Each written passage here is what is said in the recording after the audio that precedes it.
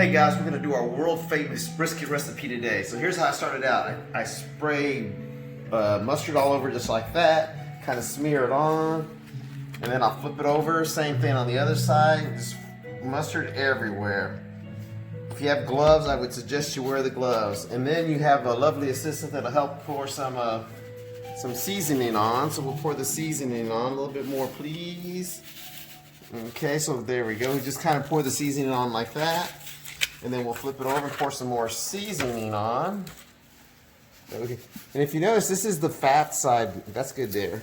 This is the fat side right here. So the fat side will actually be placed into the container right here. It'll be placed in the container.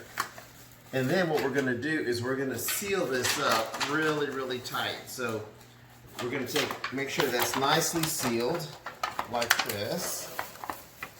I'll tell you what, let me rinse my hands really quick. There we go. There we go. And so we want this to make this as airtight as we possibly can. And remember, the fat side is up. If you come over here to the oven, I'm going to show you the degrees. We're going to set the degrees at 225. And we're going to set it right there in the center rack. And that's pretty much it. Okay, well, it's time to pull. If you look up here, we've had this brisket in here for 15 hours. So we put it in it last night at 9:30. So it's been 15 hours, and here it is. So come on over here to the stove. And so here's what I expect to see. I expect to see a lot of fluid.